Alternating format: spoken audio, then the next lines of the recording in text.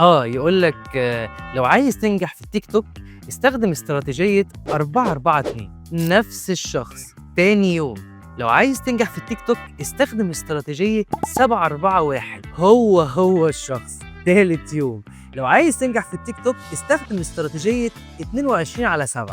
ايوه حضرتك، انا اعمل ايه؟ انا بشوف بمنتهى الامانة ان كل الكلام ده تجارب شخصية. مفيش حاجة اسمها استخدم كذا عشان يجيلك كذا او تنجح في التيك توك بالشكل الفلاني. مفيش حاجة اسمها كده، دي تجارب شخصية ممكن تنفع مع حضرتك بس ما تنفعش مع غيرك. والدليل على كده ان كل يوم حضرتك بتقول خطة مختلفة. وبحكم التجارب الشخصية ليا الكتير قوي في مجالات كتير مختلفة، وكان طبعا بيصادفني ان مجال واحد فيه اكتر من 20-30 عميل وممكن يكونوا كمان في نفس المنطقة مع بعض، ومع ذلك تفاعل الناس معاهم مختلف، وكل واحد نجاحه بيكون مختلف بطريقة، واللي بيمشي على ده ما يمشيش على غيره والعكس. وعشان كده في حاجة اسمها ماركتنج استراتيجي، والا كانت بقت سهلة، اي حد شاف تجربة ناجحة فخدها عملها عشان هو كمان ينجح، وخلاص بقى بقت كل التجارب اللي احنا بنعملها كلها واحدة وكلها بتنجح. بس الحقيقة ان مفيش حاجة اسمها كده. انت بتسأل نفس السؤال، يعني المفروض برضو تعمل ايه؟ لا استناني بقى الفيديو الجاي وانا اقول لك بالظبط المفروض تعمل ايه عشان تنجح الماركتنج بتاعك.